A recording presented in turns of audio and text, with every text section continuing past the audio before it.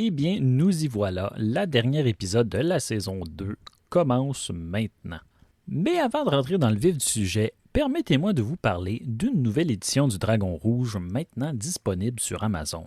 Ça fait longtemps que j'en parle au podcast, depuis la saison 1, mais enfin, le premier livre exclusif des Berceuses occultes est disponible et je me suis attaqué au Dragon Rouge. On y retrouve l'ensemble du texte accompagné de quelques annotations et une nouvelle mise en page richement illustrée. On y retrouve donc 108 pages de pur plaisir satanique, plein de formules magiques aux résultats décevants. Donc, pour les envieux de commencer une collection d'ouvrages démoniaques, c'est un petit bijou à se procurer. C'est à vous donner l'envie de chanter Eva Satané sous une pluie de sang. C'est pas très cher, c'est environ 17$ sur Amazon.ca. Puis tant qu'à déambuler sur Amazon, vous pouvez aussi mettre la main sur certains autres de mes romans, dont Les Météties 1 et 2. C'est aussi disponible sur Audible pour ceux qui n'ont pas le temps de lire. D'ailleurs, j'ai été assez surpris cette année de recevoir des redevances pour ces romans-là. Ils sont quand même sortis en 2013, puis ça me surprend tout le temps de savoir qu'il y a encore des gens qui les achètent et qui les lisent. Et si c'est votre cas, merci beaucoup. J'ai eu des beaux commentaires, comme d'ailleurs on m'a dit que le 2 était trop violent. Et avec le recul, c'est vrai. Pour en revenir à la saison 2, je n'ai pas touché à tous les sujets que j'aurais voulu, mais ça va devoir attendre à la saison 3. J'aimerais beaucoup être un vieux rat de bibliothèque qui passe mes journées à lire des vieux grimoires, mais malheureusement, c'est pas le cas. Je travaille 40 heures par semaine et j'ai 3 enfants. Donc parfois, c'est quand même relativement compliqué. Mais il y a encore plein de grimoires que j'ai pas encore abordés. Des affaires bien sympathiques, comme entre autres le grimoire du pape Honorius, les Clavicula Salomonis, et je dis bien les parce que c'est plusieurs textes différents avec le même titre. Il y a aussi le testament du roi Salomon. Bref, il y a beaucoup de choses à traiter encore. Et puis pour ceux qui ont écouté l'épisode de la collection Normand le Duc, moi maintenant je vais voir Michel de façon hebdomadaire et puis j'ai mis la main sur Le Marteau des Sorcières, une super belle édition. C'est, disons-le, un livre historiquement intéressant qui a eu des impacts relativement négatifs sur l'histoire. Et dans la saison 3, j'aimerais justement me pencher sur les manuels qui ont servi pendant l'Inquisition. Et Le Marteau des Sorcières fait partie de l'un des 3 principaux, disons-le. Et j'aimerais aussi beaucoup m'attarder sur un livre de Arthur Edward Waite, le livre de la magie noire et des pactes. C'est comme une sorte de grimoire des temps modernes. Temps moderne parce que ça a été fait dans les débuts des années 1900, mais c'est quand même assez récent. Ça a été écrit par un des membres du Golden Dawn, puis c'est très intéressant. Et d'ailleurs, je vais en citer quelques extraits dans l'épisode d'aujourd'hui. Bon, assez papoté, et commençons cet épisode.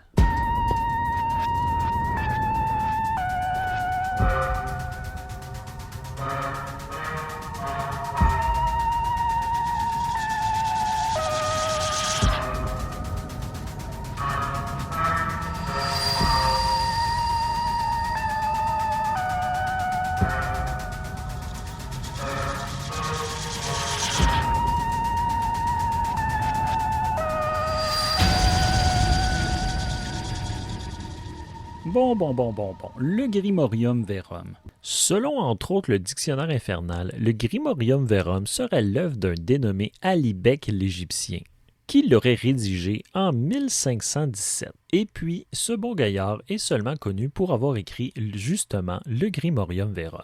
Tout comme Antonio Venicia della Rabina pour le Dragon Rouge. Donc, il y a fort à penser que c'est un nom fictif. D'ailleurs, certaines personnes pensent qu'il s'agirait plutôt de l'œuvre d'un collectif. La date d'origine est elle aussi à remettre en question.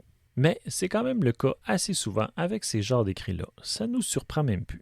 Mais, chose sûre, il apparaît dans les catalogues de livres dès 1849. On le retrouve listé dans plusieurs catalogues, dont un en 1867. On définit l'ouvrage comme un grimoire de style kabbalistique dans lequel les secrets naturels et surnaturels, bien que les plus cachés, semblent facilement accessibles. Est-ce que vous êtes en train de dire que ce serait facile d'acquérir des pouvoirs fabuleux? À en croire le synopsis, oui, simple villageois, mais dans les faits, c'est un peu de la boue. Ouais, c'est plate. En tout cas, il appartient à ce courant littéraire puisant ses racines de la sagesse ancestrale du roi Salomon, tout en ajoutant une touche kabbalistique à son contenu. C'est comme une façon de mélanger les plaisirs. Décalisse. OK. Le livre aurait été traduit de l'hébreu par un jésuite dominicain du nom de Plaingière. Quelque chose de même, là. Mais c'est probablement faux. Qui plus est, il n'existe pas, du moins à ma connaissance, de version en hébreu du livre. Et c'est ce qu'attestait d'ailleurs Arthur Edward Waite, l'un des fondateurs du Golden Dawn, dans l'un de ses ouvrages, Le livre de la magie cérémonielle. D'ailleurs, cet ouvrage-là a été réédité récemment chez Alliance Magique et c'est une superbe édition, là. Ça a une espèce de feeling de vieux grimoire, et puis c'est richement illustré, c'est vraiment sympathique. Mais mon intérêt pour Waite est surtout attribué au fait qu'il est le co-créateur d'un des decks de tarot les plus populaires après le classique tarot de Marseille. Je parle évidemment du tarot connu sous le nom de Rider-Waite. Je ne suis pas un grand amateur de tarot, mais historiquement parlant, ça m'intéresse. De plus, le deck en question contient des illustrations d'une belle complexité et il tire son inspiration, entre autres, de l'occultiste Elifax Lévy. Mais là, on entre dans un sujet qui nécessiterait un épisode entier, peut-être même plus. Et c'est prévu pour la saison 3. D'ailleurs, je m'étais dit que si je faisais un épisode sur le tarot, il fallait que je connaisse bien mon sujet. Et j'ai décidé de ne pas faire d'épisode tant que je ne suis pas capable de tirer aux cartes. Bref, c'est à suivre. Tout ça pour dire qu'en gros, il y a un voile de mystère qui plane autour de l'ouvrage, comme d'habitude. Le livre apparaîtrait dans une liste d'ouvrages interdits par l'Inquisition espagnole datant de 1583. Personnellement, je n'ai pas trouvé d'informations là-dessus, c'est possible, mais ce qui est plus probable, c'est que le Grimorium Verum qu'on connaît aujourd'hui a tout simplement repris le nom d'un vieil ouvrage interdit qui existait à l'époque. Et la raison en est bien simple, c'est pour s'attribuer un certain prestige et gagner en crédibilité. C'est un procédé qui est quand même pas nouveau. J'ai traité de plusieurs ouvrages occultes au podcast, que ce soit La Poule Noire, Le Petit Albert, Les Secrets admirables du Grand Albert, Le Dragon Rouge. Essayons donc de catégoriser un peu les grimoires, parce qu'il y en a de toutes sortes, et on peut les attribuer à des catégories bien distinctes. Il y a évidemment les ouvrages de magie dites naturelles.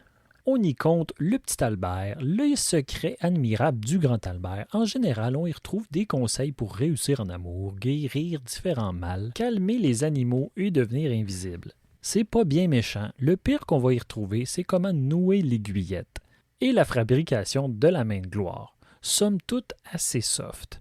Mais ça demeure pas moins un ouvrage pour les gens qui sont en quête de pouvoir.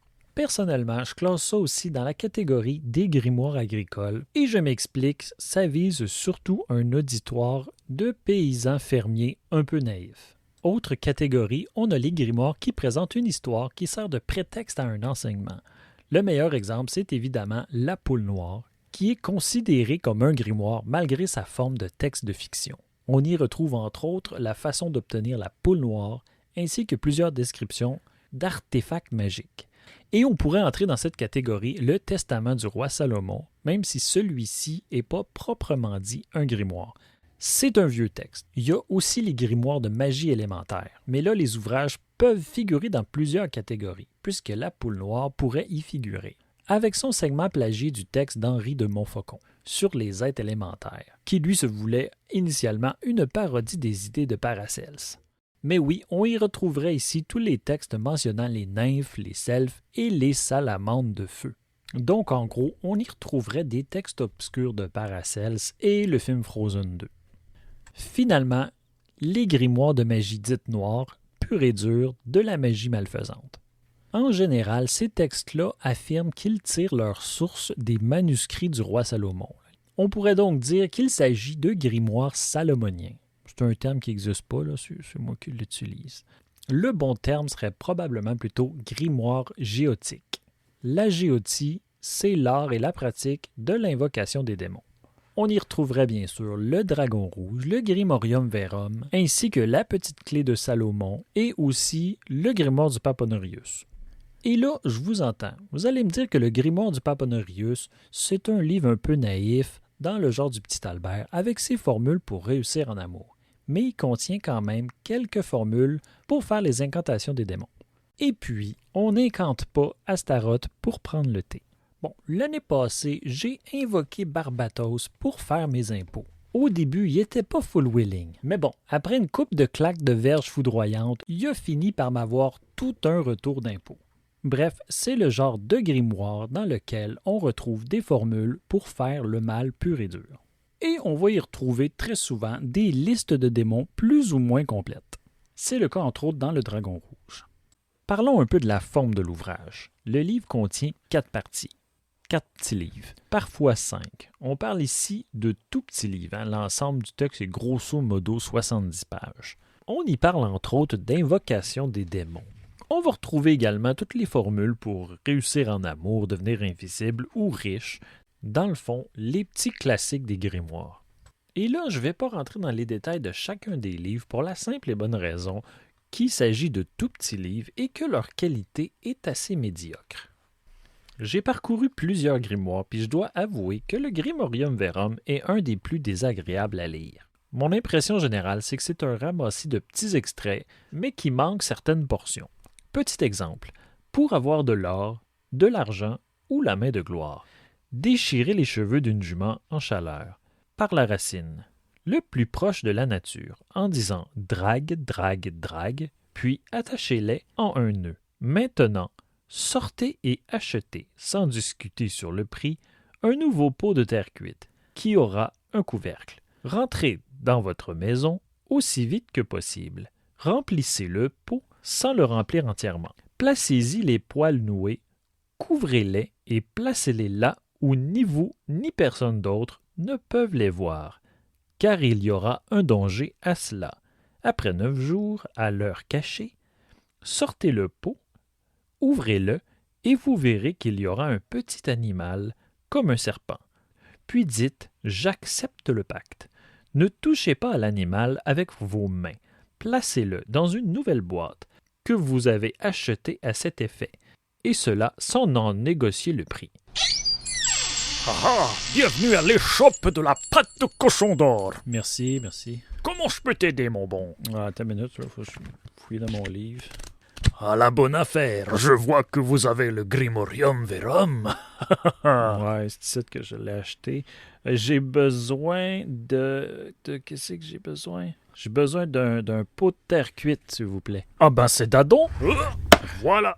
850 $, s'il vous plaît. Esti. Ah ben c'est que le prix vous convient pas? Non, c'est correct, je vais le prendre. À la bonne heure. Ah, vous avez besoin de quelque chose d'autre? Ouais, j'aurais besoin d'une boîte, là. Ça peut être une boîte de merde, là, en carton, là. Juste pour dire. Oh, mais c'est que monsieur a le cul bordé de nouilles. J'ai justement une boîte pour vous. Tant mieux. 8 000 $. Ah, tabarnak. OK. Je vais prendre les deux, merci. V'là votre monnaie. Merci. Bref, on continue. Vous devez nourrir la créature seule avec des coques de blé, tous les jours. Lorsque vous aurez besoin d'or ou d'argent, placez autant que vous le souhaitez dans la boîte. Allez au lit, avec la boîte sur le côté du lit. Dormez, si vous le désirez, pendant 3 ou 4 heures. Lève-toi donc, et tu verras que l'argent que tu as placé dans la boîte a doublé. Mais ce que vous mettez en premier dans la boîte doit être laissé dedans. Donc, en gros, ça sert crissement à rien. Dans cet extrait-là, il y a plusieurs choses qui clochent.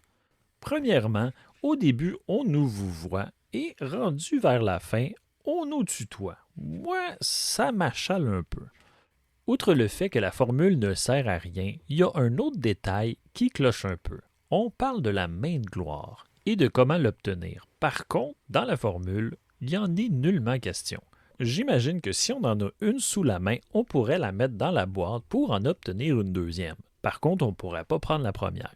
On se retrouve avec le même problème. Et après cette mention-là, on ne reparle plus du tout de la main de gloire.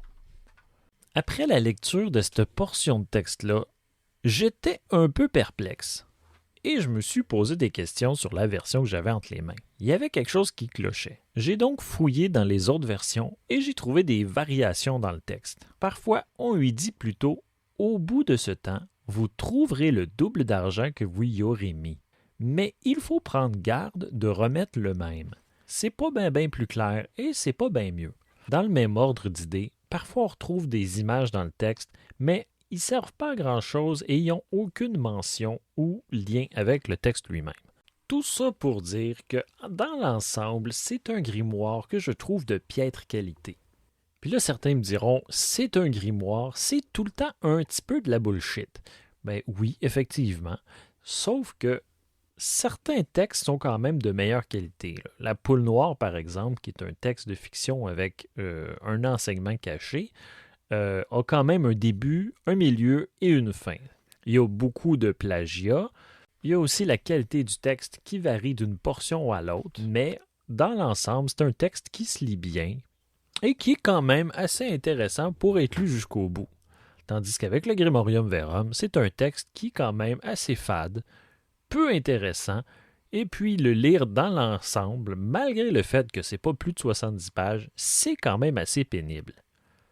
Le Petit Albert, qui est beaucoup plus gros, qui est un ramassis lui aussi de formules magiques, est beaucoup plus intéressant dans sa forme. Sa lecture était quand même plaisante et j'ai beaucoup ri. Tout ça pour dire que pour le Grimorium Verum, on lance des termes juste pour faire appel à d'autres grimoires. On parle du Sanctum Regnum, aussi mentionné dans le Dragon Rouge. On parle également de la clé de Salomon, le fameux Clavicula Salomonis. Puis s'il y a quelque chose qu'on peut bien mentionner et faire dire à peu près n'importe quoi, c'est bien les Clavicula Salomonis. C'est mystérieux, c'est un peu vague. C'est le nom latin donné à différents grimoires de magie attribués au roi Salomon. Ça fait partie d'une longue tradition d'ouvrages qui nous présente Salomon comme un magicien ayant reçu ses pouvoirs de Dieu lui-même. Et ce qu'on appelle les Clavicula Salomonis, c'est pas un seul livre, mais bien une centaine de manuscrits à peu près. Donc, mentionné dans le vent comme ça, c'est facile de faire dire à ces manuscrits à peu près n'importe quoi. Bref, sur ce, passons à mon extrait préféré, et après je vais expliquer pourquoi. Pour clouer un ennemi, allez dans un cimetière, retirez un clou d'un vieux cercueil en disant « Clou, je vous prends », afin que vous puissiez vous détourner et causer du mal à toutes les personnes que je veux. Au nom du Père, du Fils et du Saint-Esprit. Amen. Lorsque vous souhaitez l'utiliser, vous devez chercher une empreinte et faire les 3 figures de Gulan, Surcat et Muraille. Fixez le clou au milieu en disant « Paternoster Upto Intera, notre Père qui est sur la terre. » Frappez le clou avec une pierre en disant « Malédiction du mal, N » jusqu'à ce que je t'enlève. Recouvrez l'endroit avec un peu de poussière et souvenez-vous-en bien, car on ne peut enlever le mal que cela cause, mais en enlevant le clou et en disant « Je t'enlève de sorte que le mal que tu as causé doit cesser. » J'ai apprécié cette portion-là parce que dans le film Warlock de 1989, ils se servent de cette formule-là pour attacher l'Antéchrist au sol. Bon, c'était pas négligeable à ce moment-là de l'histoire parce qu'il venait de faire une petite concoction avec la foi d'un enfant non baptisé et il était capable de voler. C'est pas un grand film, mais ça l'a permis à mon enfance de baigner dans la magie et la peur. Je vous le conseille donc. Et sur ces bons mots, c'est ce qui termine l'épisode. Un peu plus court que d'habitude, mais il faut dire que le Grimorium Verum, c'est pas un très grand livre.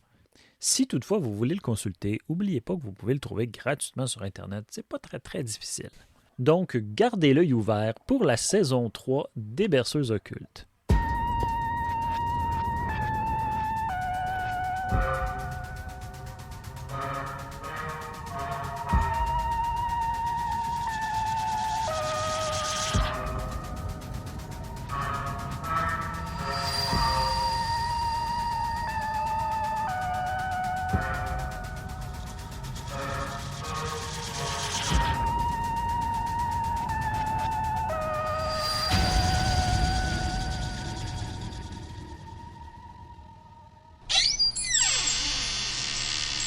Salut. Oh, mais c'est encore vous! Comment que je pourrais vous aider? Ouais.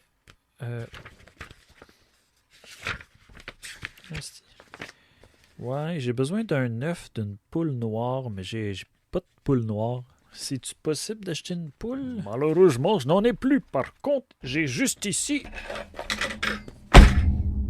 le grimoire de la poule noire. Vous avez de l'air d'avoir de la jarniguane. Vous allez pouvoir la faire vous-même.